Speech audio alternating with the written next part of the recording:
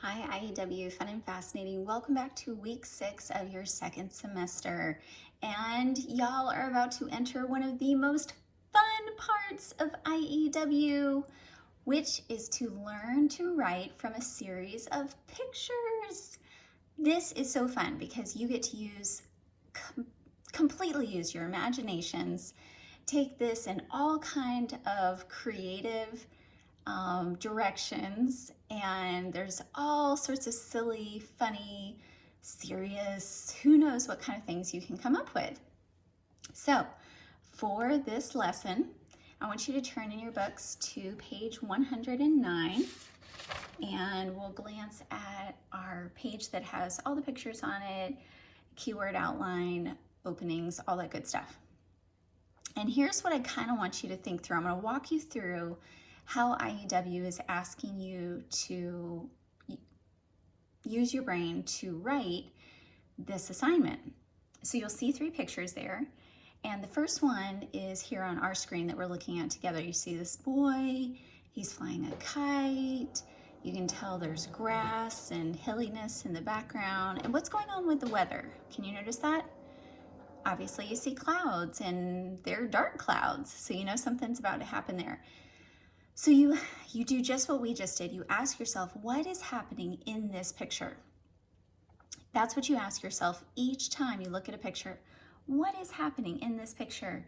And that, my friends, is going to be your central fact. Do you see on page 109 in your book, at the top of each of your blank lines for your keyword outlines, it has Roman numeral 1. And instead of topic sentence, it says central fact. What you're going to put on that line is what's happening in the picture. So that will become your topic sentence of that paragraph. On the other lines listed there, you're going to explain more about what is happening by answering questions like those on page 108. You'll see on page 108, it says, describe your character. What are they doing? What are they thinking? Why? How are they feeling? Why? Where is the event happening? And so on. So those questions are going to help you wrap your head and brainstorm and come up with creative solutions of what's happening in your story from the pictures that you're going to want to write about. So here's all 3 of our pictures from your book, and I want you to think, having looked at all 3 of these, about what is happening in the pictures and about what kind of story you might like to follow. And you can use those questions on page 108 to help you formulate that, to help you come up with a plan that is going to be cohesive or working well together to flow and make sense in the order that you're going to tell it. So let's do an example for your keyword outline. And on this one, I've kind of got them all out in front of you at one time, right here, but we're gonna walk through it together. So for me, I thought the main thing that's going on here is we have a boy. I named him Andrew, and he, for his birthday, got a kite. And here is Andrew flying his kite that he got for his birthday. So that is my central fact. Next, I kind of give the background of the story, which is when he blew out his candles, he wished for a blue kite. His grandfather made one at his toy shop. So his grandfather was a toy maker. And he was excited when a windy day came to go fly his kite from his grandfather. However, a storm blew dark clouds across the sky as he flew his kite. Andrew was thankful.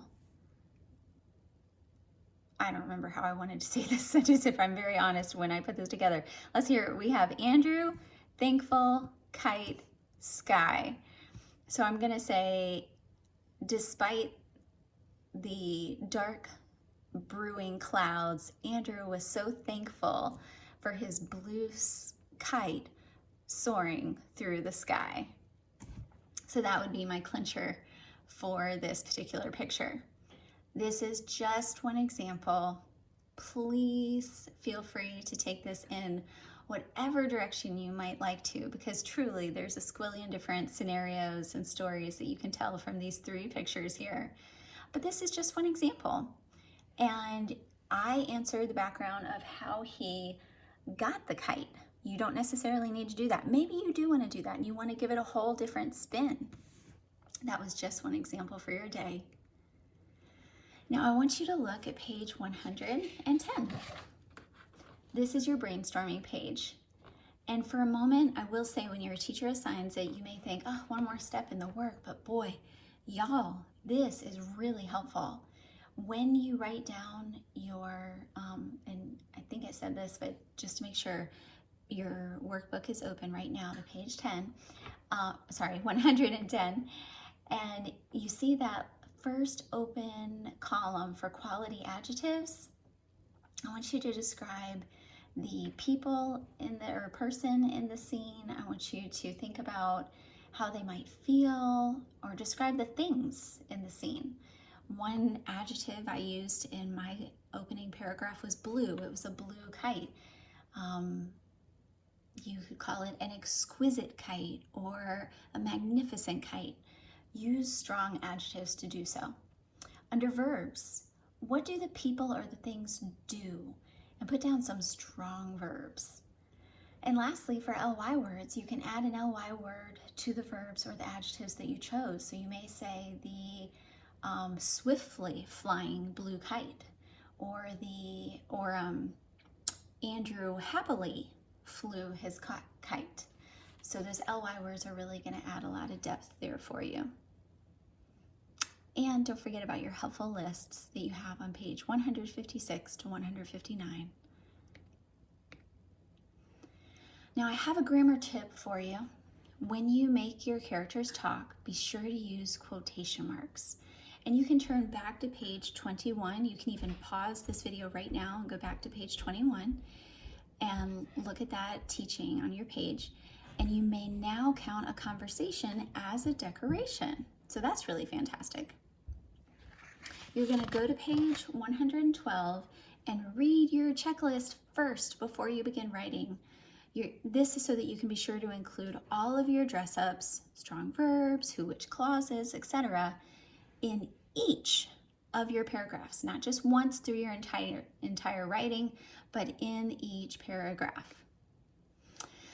And this is just your reminder to climb the mountain and have fun doing it. It is work to be a mountain climber, but it's exciting. We were discussing with my daughter just at lunch today, English classes that she's going to have when she goes to college. And it's going to be exciting when she knows exactly how to write those college papers, because she will have learned from IEW how to add decorations to her writing, how to make keyword outlines. And I know y'all are in the beginning and not even thinking about those classes yet, but what you're doing in climbing your mountain right now is going to pay such huge dividends as you grow, whether that's middle school, high school, or beyond. Y'all have a wonderful, wonderful week. I can't wait to hear how your writing is continuing to go, and I'm cheering you on. Bye for now.